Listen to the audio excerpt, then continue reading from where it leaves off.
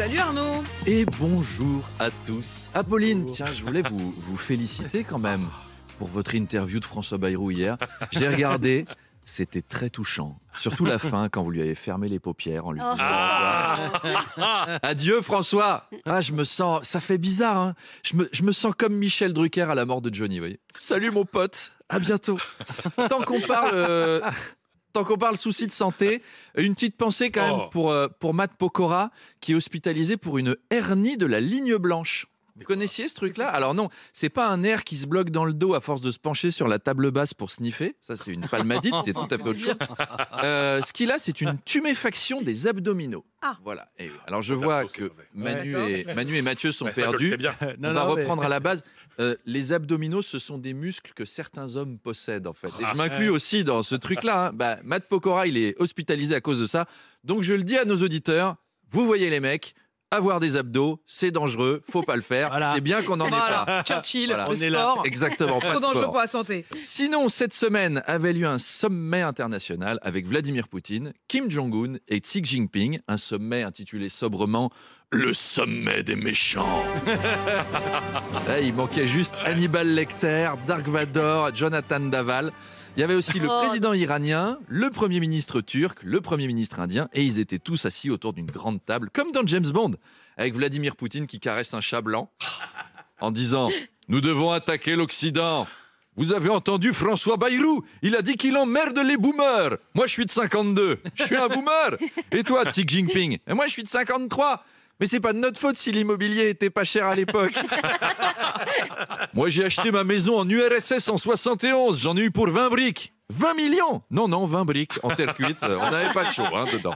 Donc, ils vont se venger. Et d'ailleurs, tiens, vraie info, vous avez vu, l'avion d'Ursula von der Leyen, la présidente du Parlement européen, a été victime d'un brouillage GPS en Bulgarie et on soupçonne la Russie. Elle a dû atterrir en urgence. Elle aurait pu s'écraser. Manu Le Chypre, on en parlait dans les couloirs, il était effondré. Il était là. J'ai déjà perdu Monique Ranou, la charcutière, ce week-end. Alors. Pas Ursula von der Leyen. Tu sais, mon petit Kevin, je vais te dire, la vie est une truie. Allons, papa. Je vois bien dans quel état tu es depuis qu'Angela Merkel a pris sa retraite, mais tu dois te ressaisir. Ressaisissez-vous, Manu. Elles vont pas toutes partir. Ce sommet, Arnaud, s'est fini avec un défilé militaire géant. Xi Jinping a déclaré « La noble cause de la paix et du développement de l'humanité triomphera ». Ouais. Xi Jinping, en fait, c'est Depardieu qui débarque sur un tournage avec Guy Georges et DSK et qui dit « Pas de panique, les filles. La noble cause du consentement de la femme triomphera. Ouh, les petites chattes !»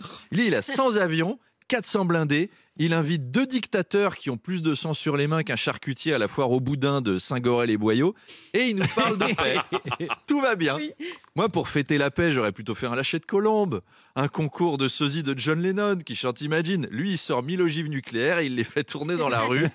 Quand même. Alors, ceci dit, le lâcher de colombe, bon, c'est bien, mais faut pas leur donner à manger avant parce que sinon, elles vont faire des plantes sur la tête à Poutine. Et là, on l'a, la 3e guerre mondiale. Ça, faut éviter quand même.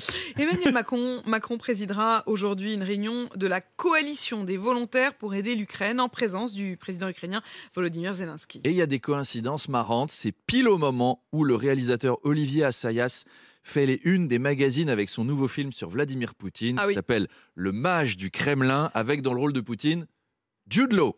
Donc Volodymyr Zelensky, il va passer devant les kiosques, il va voir les affiches et les couvertures, il va pas être content. Hey, vous êtes dans quel camp, les Occidentaux? C'est Jude Law qui joue Poutine, c'est un sexe symbole.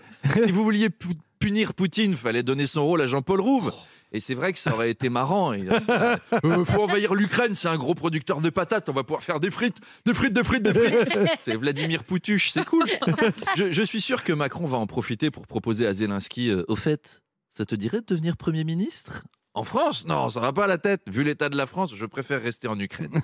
1000 fois. C'est tellement plus simple de négocier avec Poutine qu'avec Mélenchon. Arnaud, selon un sondage BFM TV et La Tribune, 39% des Français veulent un Premier ministre apolitique. Alors un Premier ministre apolitique, c'est un petit peu comme un pape athée, si vous voulez. C'est pas hyper facile à trouver.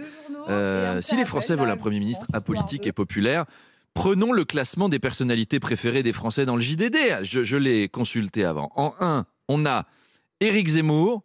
En 2, Philippe de Villiers, parce que c'est le JDD racheté par Bolloré, hein, donc évidemment. Mais si on prend le vieux classement, le numéro 1, c'est Jean-Jacques Goldman. Et ben mettons Goldman à Matignon. Voilà. Comme ça, vous l'inviterez à 8h30 sur RMC BFM et oui. RMC Gold. Ah oui.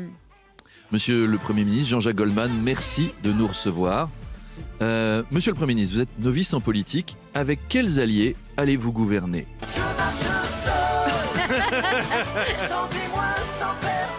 Vous marchez seul, d'accord ? Qu'avez-vous dit à François Bayrou lors de la passation de pouvoir ? Puisque tu pars.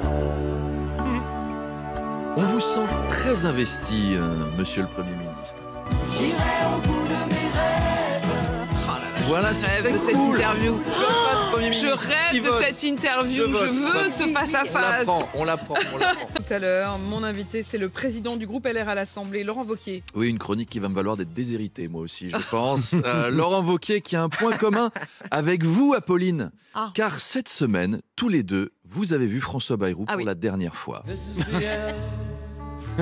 C'est la fin pour le Premier ministre. Laurent Wauquiez le rencontrait cette semaine à Matignon, car François Bayrou cherche des soutiens pour le vote de confiance. Aie confiance,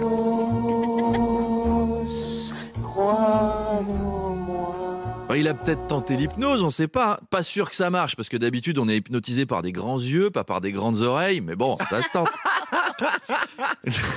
Le vote de confiance fait débat au sein des LR. Laurent Wauquiez a d'ailleurs posé la question à ses soutiens lors de l'ascension du mont Mézin ce week-end, en Haute-Loire. 1753 mètres d'altitude. Alors, une fois au sommet, Laurent Wauquiez s'est chauffé la voix. Il fait « Tout le monde m'entend au sommet de cette montagne ? Est-ce qu'on m'entend ?»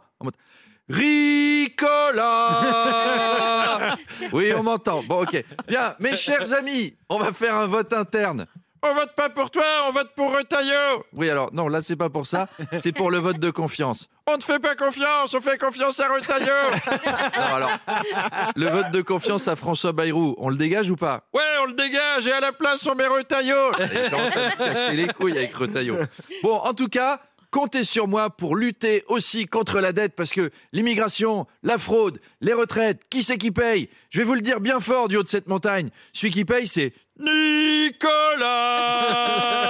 C'est Ricola qui paye, en fait.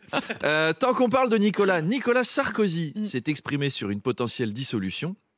Il a déclaré « Il n'y aura pas d'autre solution que la dissolution ». Il n'y a pas de dissolution, il n'y en a qu'une, et c'est la dissolution. Il faut qu'Emmanuel Macron dissouve, comme la dernière fois qu'il a dissolvé. Il fait pareil. Est-ce que ce serait pertinent, ceci dit, encore une dissolution? Ça ferait beaucoup de dissolutions. Et vous savez, Apolline, On ne peut pas. on peut dissoudre une fois 577 députés, mais on ne peut pas dissoudre 577 fois 500.